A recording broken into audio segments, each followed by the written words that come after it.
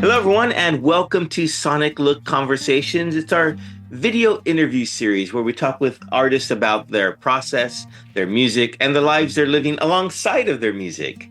Today, we're sitting down with Izzy Eyre, an LA-based singer, songwriter, and self-producing artist whose music doubles as main character soundtrack for anyone brave enough to claim it. She came up out of the Orange County School of Art, studied film, and eventually found her way back to what was always at the center: the song. Since 2023, she's been building this body of work from her bedroom. Melodic, emotionally sharp, and entirely her own. Her debut EP, Tunnel Vision and Bad Decisions, dropped in January 2026, and it sounds exactly like it's titled: focused, reckless, and self-aware enough to know the difference. So, Izzy, thanks for joining us here at Sonic Looks. Morris, thank you for that intro. I love it. Well, I'm just getting right into this. So walk us through your bedroom setup. What does a space actually look like when you're making music? It looks a little bit different every time because I have a very mobile setup, but it oftentimes, like the EP that I released, actually kind of was mostly created in my dining room. But I do have here, I can show you actually. Here's my little, Oh, nice. all my things. So I just have my MIDI. I have my monitors. I have my microphone down there too. And then I work out of Logic on my laptop. So it's awesome. I have a roommate now too, and sometimes I'll go to my car to record vocals. So it really can be done. It's kind of, I'm trying actually now to force myself to go to the studio a bit more because I'm like, okay, Well, I'm curious. So, in your written interview, you mentioned how being isolated really gives you that freedom to be more vulnerable. Does that change with the roommate? Is that why you're in your car? It's something that I didn't actually realize until recently that it totally does affect my creative process.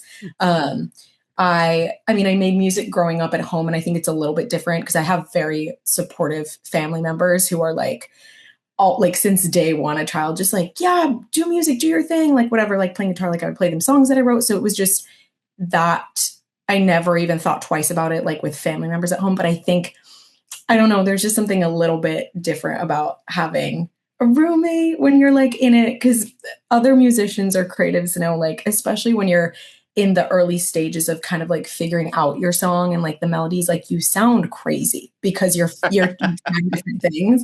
And so like trying melodies, I'm like, you really have to be in a completely like safe feeling environment of like no judgment whatsoever. And it's like, not that my roommate is judging me, but it's like, it's just in the back of my head of like, I know I sound crazy right now, so I can't like fully let go. So I definitely am trying to kind of find another space to work on music where it's a bit more of a like creative environment, which I think is good for me too. Like I said, I've been making music in my bedroom for like 6 years. So part of me is like, you know what, maybe we should graduate to a studio at some point anyways. Would you say your film background or acting background has helped you get over that, hey, I don't care what people think about what I'm doing? Or how has that played a role into your music creation? Yeah, it's so funny. I didn't realize how much crossover there is and was and will always be between film and music, because they were things that I was interested in separately. And then like the more I started to work in film, I realized that they're really similar. And a lot of people also that I met in both industries do both things. So I feel like they definitely like probably subconsciously help each other out in certain ways. But I think as far as the like honestly, the not caring about what people think music wise, I feel like I've felt lucky to always feel very confident in my music. And I feel like I've always had a very like I know when I like something, and for me it's like if I'm making a song and I love it, then that's kind of all that I really care about. And obviously I feel like that can change based on like how many people are listening to music or how much like attention you're getting from it. I'm sure that could definitely evolve, but at least where I'm at right now, I feel pretty like good. It's like mostly just the process where I'm like I don't want people to hear it. I'm like I'll show everybody the finished project. Okay. Okay, Yeah. I see what you mean there. Yeah, maybe a little different for me. I mean, people can watch me during the process, but I always get shyer in the finished product. So it's Really? yeah, That's so interesting. yeah. Okay. Yeah. I don't care what I look like when I'm doing it, but I don't want to see myself at the end of it. So I don't know. Really? Are you like, do you think you're just going to be too harsh of a critic? Are you like more of a perfectionist and that's why you're more like that with the final product? I don't think I was, but maybe I am. Yeah, right. And I maybe. mean, it could be. I mean, maybe I always think, oh, I could have done this better, could have done that better, and so Right. Totally. Totally. No, but that's also so normal because I think that too about like some of my music that's even out right now, especially like as an artist, because I feel like you are constantly like evolving and growing and like learning more. So it's like when you look back on, whatever your work is from like a few years ago, sometimes I'm like, oh, that could have been better, but it's okay. yeah, I That's hear you. fine because it means that you've like grown. Yeah, that's true. That's true. You're always learning new ways to do things and evolving. Yeah, Yeah. absolutely. Yeah, yeah. What was the last song that you finished in your room, and how long did that take? Ooh, the last song I finished in my room. I have this is like I have a million songs in the vault right now. I yeah, there's a lot. And I was just I'm kind of finishing up. I'm trying to think of the last song. Okay. I actually haven't even finished it yet, but it's almost done. Okay. It's a song called Frontline, and it's my music is kind of shifted gears a bit more towards EDM because that's what I've been listening to and the world that I've been in for like the last year. Like fully in the deep end of all of that, which was like kind of unexpected, but I just have been like loving it. So it's kind of a like EDM, like big sounding progressive housey-ish song. And that one, I think I made that like about a month ago. Right here at my desk, actually. So the magic happens. Very cool. How influential would you say then are the sounds that you're listening to into your work? Oh my gosh, I would say it's honestly like my biggest influence is just whatever I'm currently obsessed with, I would say. I think I feel like melodic wise, I'm always going to be like a pop melody writer because Okay. I just like the catchiness. Like I'm such a melody person. And I feel like like, obviously, I love lyrics too because I write my own stuff, but I think I've gotten more of an appreciation for like lyrics and taking more time with lyrics over the years. Whereas like I always prioritized melody because that's just how like I am when I listen to music. But they totally go hand in hand. And I think, yeah, when people ask me my biggest influences, I kind of actually struggle to answer that because I feel like it's truly just like what you were saying. It's whatever I'm listening to at the moment, which is really fun because it gives me like so much creative freedom, especially as a like producer as well, because I'm listening to a lot of EDM. And if you told me like 5 years ago or when I first started releasing music that I would be making the type of like more electronic stuff I'm making now, I would be like, you're crazy, but it was always in there. It was always in there. It's interesting how, as artists, we maybe even subconsciously pick up on what we're Yeah. hearing and bring it into our own work. Like I finished watching the new Bruce Springsteen film, and then Oh, I noticed that a lot of my writing that I was doing was like gearing towards that type of narrative storytelling. I was like, wow, where'd that come from? 100%. Yeah, I feel like whatever like we just connect with, you're right. It kind of just goes into your subconscious. And then, whenever we're creating, we take inspiration from that. And then it's cool to like see, it's cool when you do recognize it and you see little bits of the things that you love in your own work too. Cause it's just like, oh, I know what inspired Yeah, this. that is cool. Well, so your song "Your Room" blows up, right? Gets added to all these playlists, finds new listeners. What was the moment when you were like, when you first noticed it was happening, and how'd that make you feel? Yeah, it was, it was, like obviously on such a small scale, but a big experience for me comparatively to my like other releases, but like it was cool. It was exciting. That song came out like almost a year ago. I think it was April last year. And I don't even like remember what happened. That release happened super, super quick. Like I had this experience that inspired it. I like sat down, made it in one night, and it was kind of one of those things where I didn't really plan it. I was just like, I wrote this tonight and I'm going to put it out next week Hmm. because like Hmm. that's just how it goes. Sometimes when you have this like weird intuition, you're like, I just need to put this out now. Um, and then I think like maybe a week or two after it came out, I started to notice like some traction on TikTok, and I looked at my stats on Spotify for artists and saw like it was getting added to a bunch of playlists, and it had like the most amount of streams that any of my songs had ever had that quickly. And I remember like where I was with my friend, and I was like, oh my god, like look at this. I was like showing him the stats. I was like, what's going on? Because you're kind of like confused because you're like what made this happen? Like I don't know. And it was really cool. It was very like motivating to have that happen Hmm. because as artists, we put out so much stuff, and there's like God knows how many songs are getting released a day. So like even if your song gets like that much attention or you see like people connecting with it, it's really awesome. Yeah. Yeah. It must Yeah. be very, what's the right word? Gratifying, I guess. Yes, Yeah. totally, totally. Like you Yeah, said, there is so much being released so that much. to even make a fraction of a scratch on something just to get noticed, yeah, absolutely Absolutely. gratifying. Yeah, yeah, yeah, absolutely. Yeah, I'm excited. I'm excited to release more music and see what kind of sticks with people like that song did. Very cool. Very cool. Well, speaking of more music, you said nobody is safe from ending up in your song. So my question to you is, has Tell me. anyone ever heard themselves in your music that you called out, and what was their reaction? Absolutely. No, it's so funny. I always just think back to like Taylor Swift has like the most iconic quote about this where she's like super young in an interview and somebody's asking her, they're like, well, aren't you scared like guys are gonna be scared to date you? And she's like, well, like if you don't want a bad song written about you, don't do bad things. And I just think that's so true in like any capacity. Yeah. But I think also it's like art is so subjective. Like I when I'm writing a song, I'm writing about my experience of it. Hmm. Um, and I mean, it's definitely, yeah, it definitely should be a possibility of anybody who's. But I write a lot of songs about my friends too, actually. A lot of my songs are about my friends. One of my, this is a funny story, but one of my songs off that EP is called Cyclone.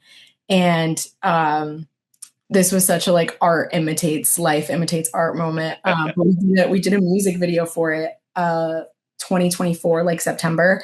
And that song is actually about one of my good friends. And he was in the music video.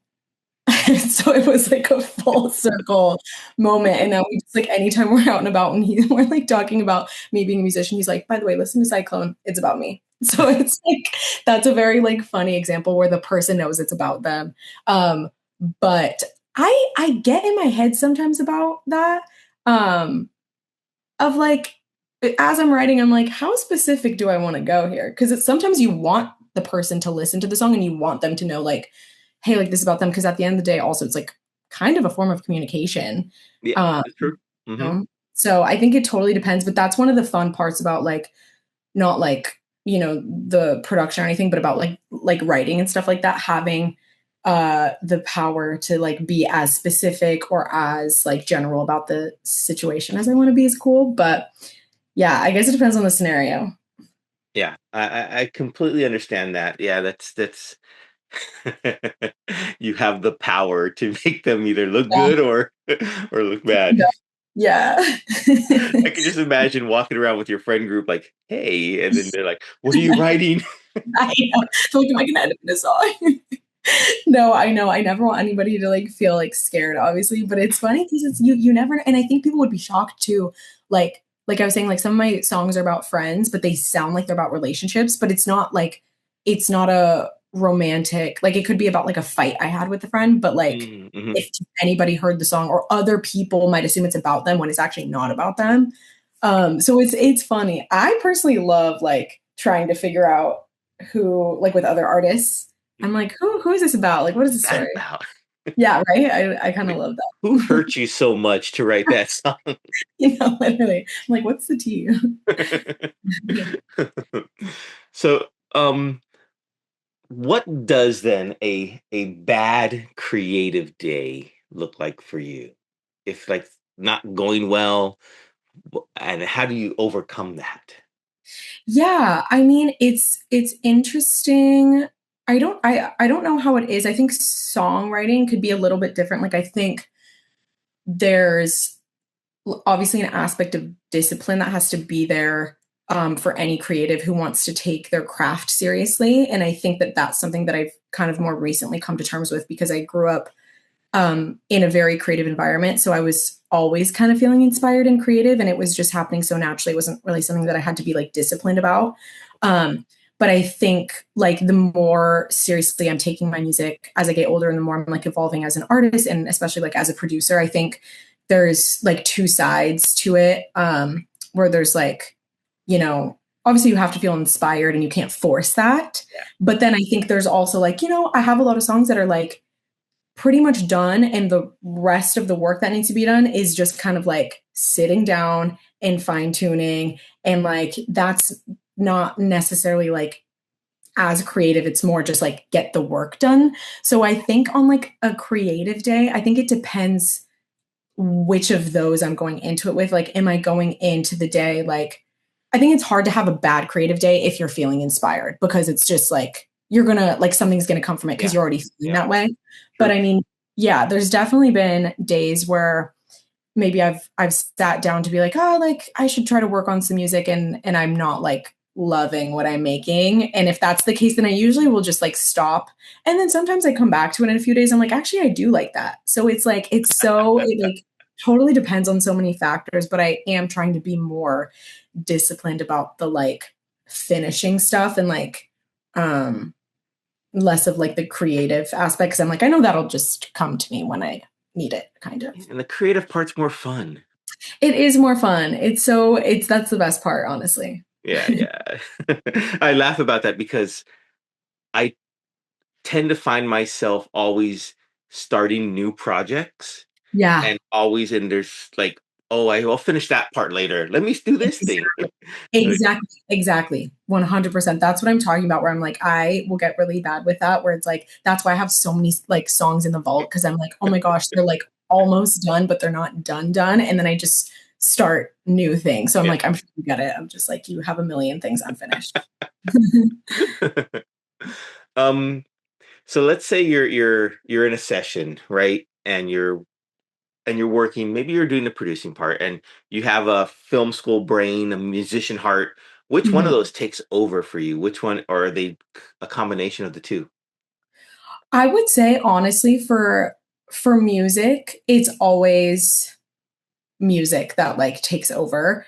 Um I like those passions have like I feel like those passions have always been there for me because I've always been like I've done music ever since I was a kid, but I've always also been so like interested in script writing and storytelling and visual storytelling just as much as like songwriting, you know what I mean? But it's weird because I feel like they're so separate in my brain.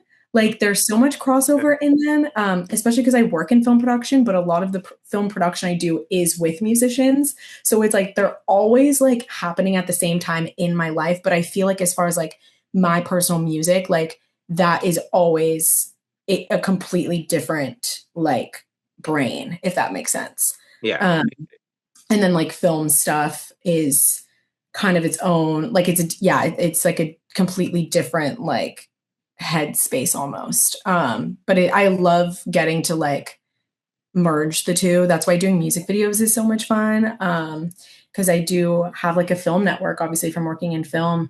And like I said, a lot of film people do music and a lot of music people do film. So they're always like kind of like this, but like when I need to lock in and focus on one or the other, I'm definitely like just focused on music or just focused on film. Gotcha. Okay. Yeah, I think music videos are kind of a dying art, which is I know. unfortunate I because know. I grew up watching music videos. I love music videos. I mean, um, how do you think you can oh, where am I going? Well, what do you think is it about music videos that really draws you to them to want to create Yeah. more of them. Oh my gosh, I know. Well, first of all, I totally agree with you, and I feel like I've been hearing more people semi recently talk about like we need to like bring this back, or they're like, I just went down this like rabbit hole of YouTube of just watching music videos and forgot like how amazing Mm-hmm. this Mm-hmm. art form is. Mm-hmm. And I totally agree. I think it's like honestly one of the coolest art forms because it combines the like auditory and visual Yeah. storytelling all in one. And I think that's Mhm. just like literally, obviously, as somebody who does film and music, I'm like, that's the best thing ever. um, but yeah, I hope they kind of have like a renaissance or like a resurgence. I love making them. I think it's so fun to like collaborate with other people. That's kind of what I want to do with like my next music videos. I'm talking to some like directors right now actually for my like new music that's coming out and I like collaborating because obviously the song is probably about something in my life. So it's cool to kind of hand off the reins of the visual storytelling to somebody who's going to interpret it in their own way.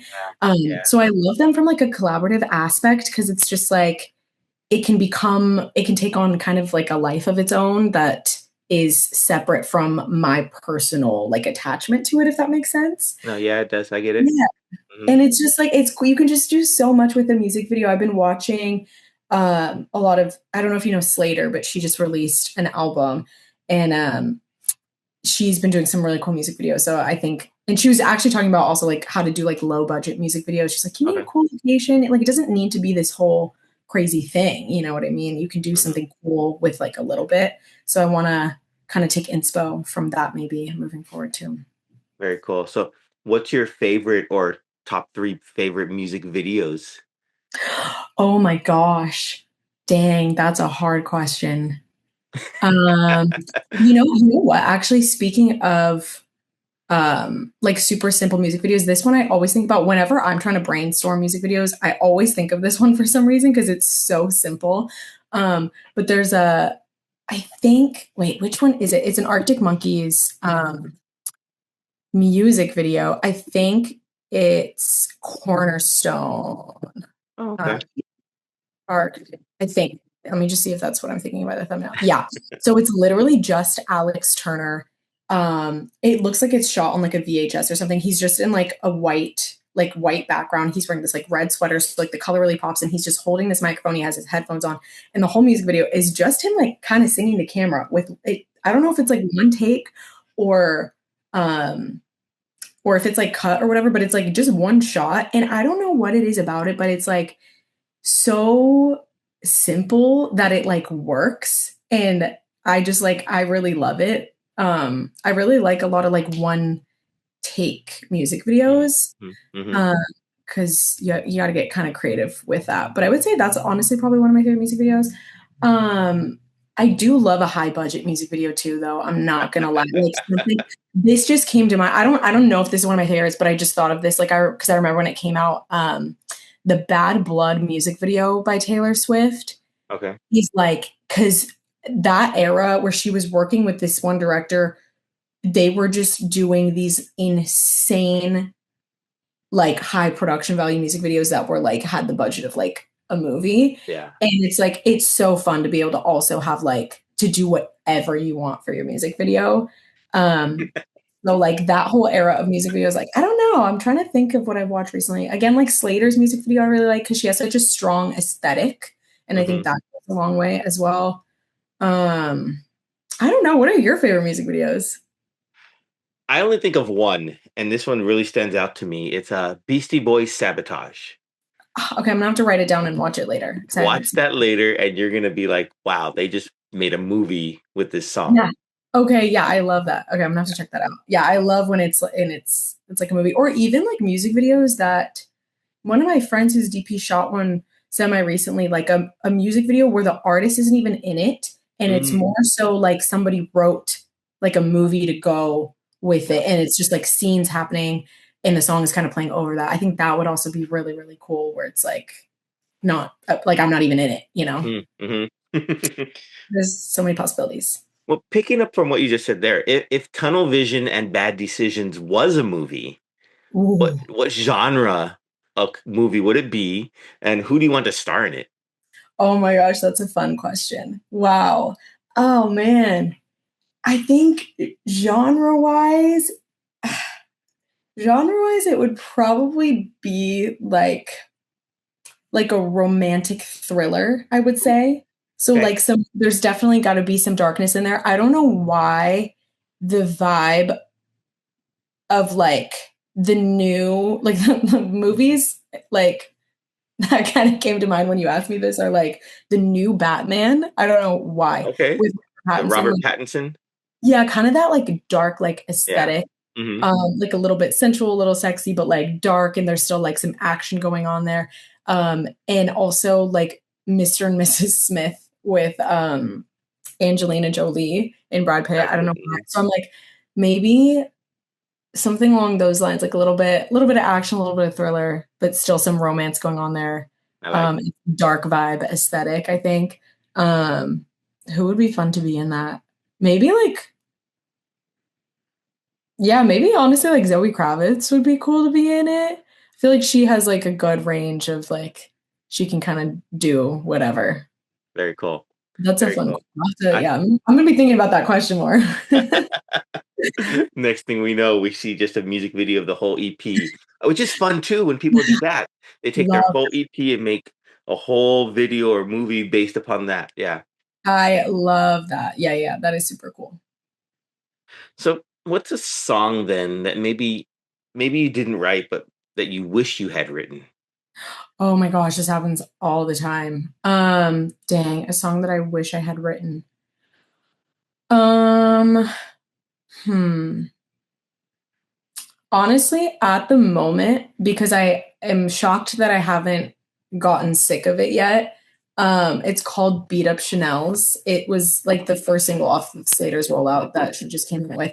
Just because that it's like the vibe that I feel like I'm in right now, and it's something, it's like a genre that I feel like I haven't heard somebody nail as much Okay. as she has nailed it. And it's very like chaotic electronic pop, but just done in a way where you're like, oh my God, like I remember hearing that song. I was on a production shoot in New Mexico and I was like driving around and it just came on and I was like, what the hell is this? This is crazy. And I just listened to it on repeat. And this was in January and I still feel that way about a song or about this song. And yeah, I don't know. There's something so just like addicting about it, I think. Mhm. So for right now, I would say probably that one. Okay. Um, but honestly, other than that, literally any ABBA song ever. I love ABBA. I'm working on a dark pop remix of an ABBA song, and as I was just like, flashing it out, I'm like, damn, they're so good. They were such like they're such good songwriters. It's crazy. That's cool. That is very cool. Well, Izzy, if people want to follow along your journey, where's the best place for them to do that? Yes. I mean, I would say I'm probably the most active on TikTok and I Okay. tease a lot of like new music, and behind the scenes stuff on there. So I would say TikTok is a great place to follow me. It's at Izzy Eyre with three Z's. And I am on Instagram as well.